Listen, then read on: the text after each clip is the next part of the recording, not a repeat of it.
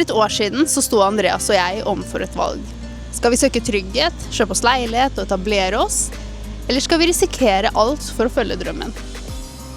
For 8 uker siden så solgte vi unna alt vi eide, vi sa opp jobbene våre, og så satte vi oss på et fly til Sørøst-Asia. Målet er å kunne leve av det vi brenner for. For å få til dette så sparte vi 250 000 kroner, som nå er budsjettet vi må leve av frem til vi får bedriften vår på beina. Vi starter denne YouTube-kanalen for å dokumentere reisen vår, og for å dokumentere hvordan vi bygger bedriften mens vi er på reise. Dette markerer starten på reisen vår, men før vi forteller om veien videre, så har vi lyst til å vise dere hvordan vi endte opp her til å begynne med.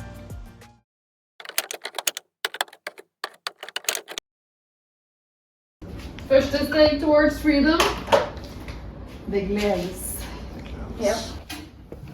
Alright, så for kontekst så er dette siste dagen vår i penthousen i Fredrikstad. Beautiful house. Ja. Så her har vi bodd. Her har jeg hatt utegym. Fortsatt pull-up-baren min med tidenes utsikt mot Nygårdsplassen. Jeg har hatt det helt nydelig her oppe. Og så har vi hatt jacuzzien her bak. Her har vi hatt utsikt til det byen har å by på. Vi har tenkt oss til Thailand til å begynne med, Ja. eller til Asia. Jo. Så nå skal vi flytte på Sankthansfjellet. Ja. 10 minutter, nei ikke 10, jo 10 minutter å gå. Ja. Et par kilometer unna herfra. Ja. Spare litt penger. Vi har kontrakt her frem til mai. Så ser vi hva som skjer.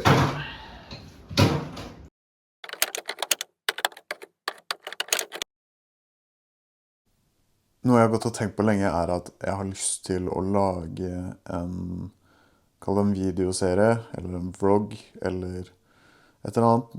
Fordi jeg opplever dette som en ganske intens periode i livet. Også veldig spennende. Og jeg har bare følt meg drevet til å lage en type video som det her, som jeg kan se tilbake på en dag. Eller som kanskje barna mine vil se tilbake på. Whatever, jeg vet ikke. Men uansett så har jeg lyst til å fortelle litt om hva som foregår. Det er 2. januar 2025. Aya og jeg, vi skrev bacheloroppgaven vår sammen i 2022. Og så startet jeg i en startup som heter Inlet. Jeg har vært der siden 2022. Aya hoppet litt rundt. Jobber nå på akademiet som faglærer i markedsføring og entreprenørskap. Så det er det vi har holdt på med de siste 3 årene.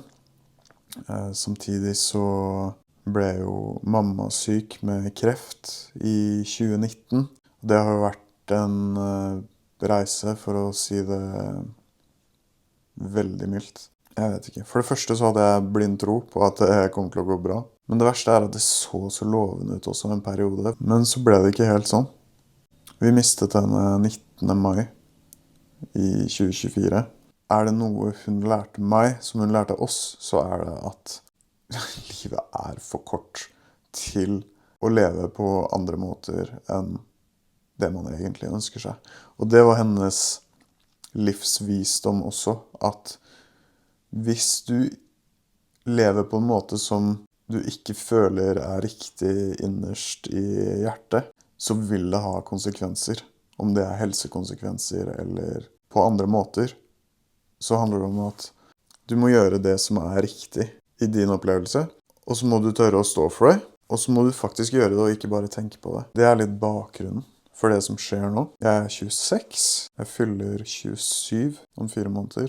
Aya fyller 26, og vi har funnet ut at livet er for kort til å kunne leve etter samfunnets forventninger, hva enn det er. Vi har gjort noen veldig ukonvensjonelle valg med hva vi gjør med livene våre, hva vi gjør med ressursene våre. For det er det som er riktig for oss. Vi slutter i jobbene våre i juni i 2025. Her jeg sitter nå, jeg sitter i en kjellerleilighet på Sankthansfjellet i Fredrikstad. For vi hadde egentlig en helt nydelig type penthouse-leilighet nede i byen. Men så fant vi ut at vi vil heller kutte ned på det vi eier, på det vi bruker på ting, og leve et litt friere liv. Så vi kjøper oss en enveisbillett.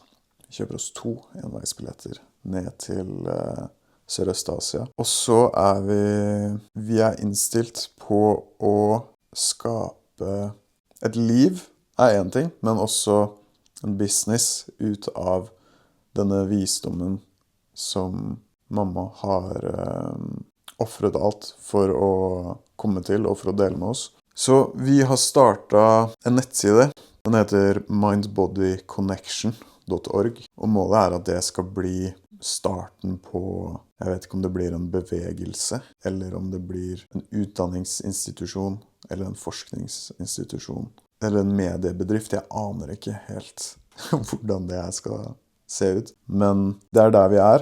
Det føles ut som en verdig utfordring, og selv om jeg skulle likt å si at nei, det her er bare dritlett å bare slippe alt, satse på en vag idé om noe vi ønsker å oppnå i fremtiden, bruke alle sparepengene, flytte verden rundt for å kunne få de sparepengene til å vare lenger. Blant annet, ikke at jeg ikke har en kjærlighet for palmetrær og solskinn, men så lever man bare en gang da. Det er jo ikke et alternativ å ikke gjøre det, bare fordi det er ukomfortabelt. Tvert imot.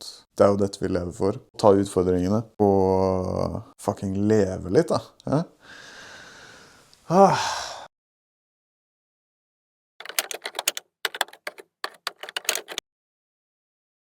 Nå har vi vært hos politiet på Grålum. Vi har bestilt oss nye pass og ID-kort. Litt brutalt, fordi sist jeg fikset nytt pass var i 2016, og da tenkte jeg, Jesus, jeg kommer til å være gammel neste gang jeg skal ha nytt pass. Og det tenker jeg nå også, jeg kommer til å være 36 år neste gang jeg skal ha et nytt pass. Det er sykt. Men poenget er, first step mot Sørøst-Asia 2025. Yes, nye pass. Mangler bare reiseforsikring. Ja, det må vi må kontakte Gjensidige, for der vi har den største pakka, og det er på 10 uker, og det går jo ikke. Så da må vi lobbye litt. Men det skal være en mulighet, så da ordner det seg. Og så er det egentlig bare å bestille billetter. Yes, til Lombok. Til Lombok, først og fremst. Vi starter i Lombok. Mari og Håkon har vært i Thailand og er på vei til Vietnam så fort de er over omgangsuken sin. Så der har vi allerede fått noen gode tips and tricks. Jeg skal møte Mari før vi drar. Så det update i dag er, hvilken dato er det i dag? 12. januar? 12. januar. 12. januar. 2025. Pass down. Reiseforsikring og billetter to go. Vi må søke om visa og sørge for at vi er vaksinert nok. Yes. Så mye på planen, men first step.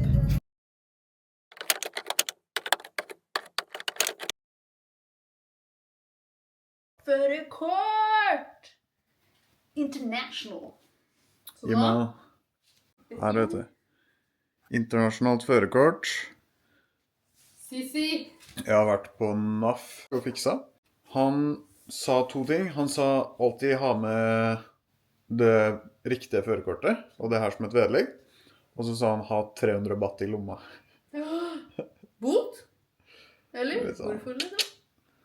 300 baht? Hvor mye er det? Ja, i tilfelle det er noe issues, liksom. Det er sjukt. Hadde den vært i Thailand før? Det virket sånn. Ok, vent da, jeg må finne ut hvor mye 300 baht er. Er ikke det sånn 100 kroner? Det er 100 kroner. Vent da, nå skal jeg vise deg. Ny funksjon. Valuta. Ok, baht. Thailandske baht. Tinok. 98,32 kroner i bestikkelser til offiserer. Eller ikke bestikkelser, men smøring.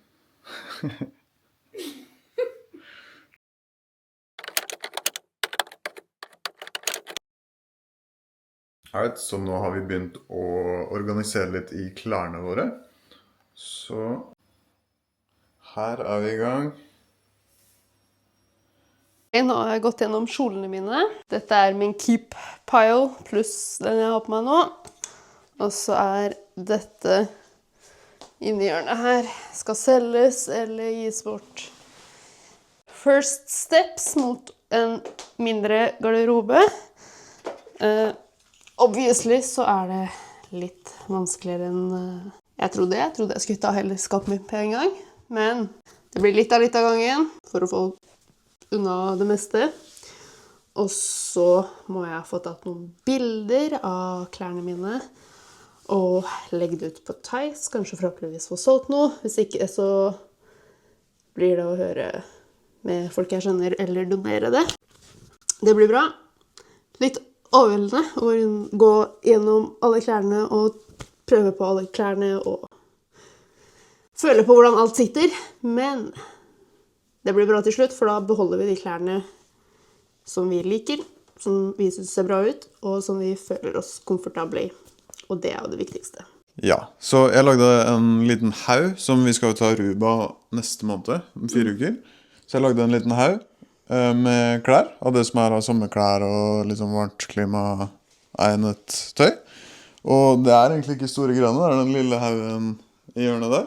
Ja, så jeg vet ikke om jeg trenger mer liksom varmeklær, eller... Ja, jeg vet ikke, for nå skal vi bruke... Vi har kjøpt en 70 liters ryggsekk, men det der er jo... Hva er det, 15 liter? 10 liter med klær, liksom? Jeg tror du kommer til å trenge flere klær. Du trenger skift, det er varmt. Du Ja. kommer til å svette.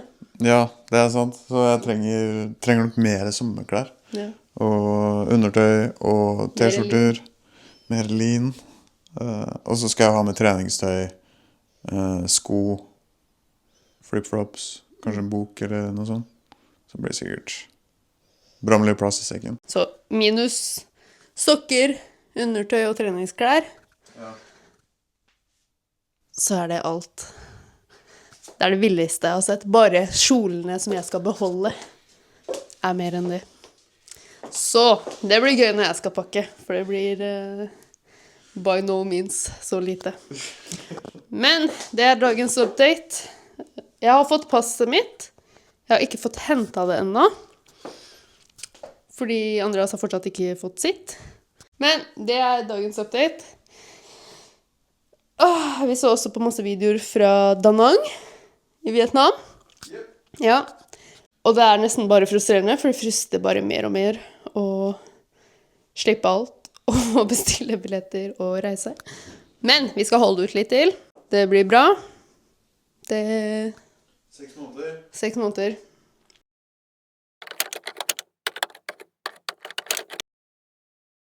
Du, jævlar.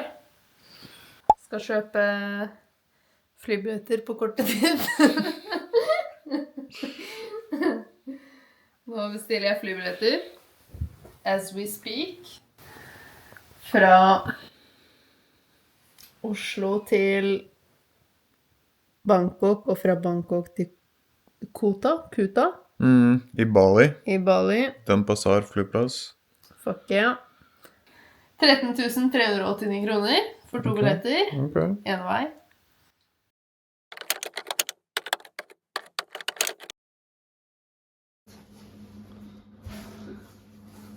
Hei. Det ser bra ut. Ja. Hele livet. Hele livet i en ryggsekk. Ja. 90 liter. Ser ganske bra ut det der. Ja, det er sånn jeg kan til. Jeg tror ikke vi gjør det, men jeg kan hvis jeg vil lede huet. Ok. Det er nesten like høy som meg. Jeg tror det ser litt mindre dum ut på deg. To be fair. Skal vi prøve? Vi kan prøve. Ok, nå er det ikke døst, fordi den her er sånn metall. Det Ok. er ikke så ikke. Ok.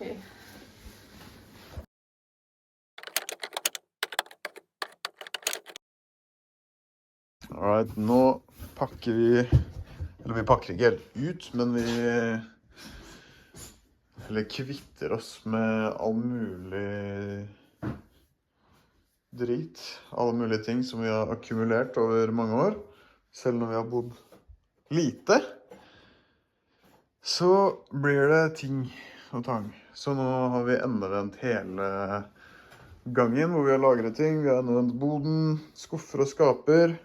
Og det ser jo helt grusomt ut her, men veldig deilig. Og ja, en ufattelig god følelse å kvitte seg med gammel bagasje. Så da er vi litt lettere på tå, og begynner å forberede oss fysisk og mentalt til tur.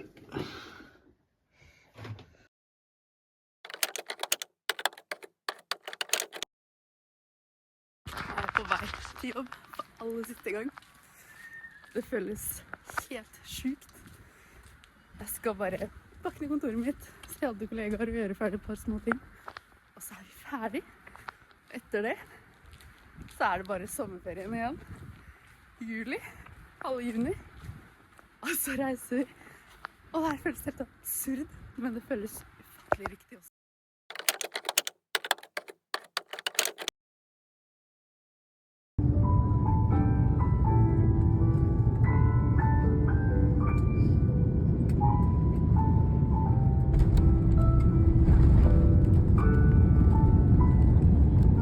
Hvis du har lyst til å følge med på dette galskapet vi holder på med,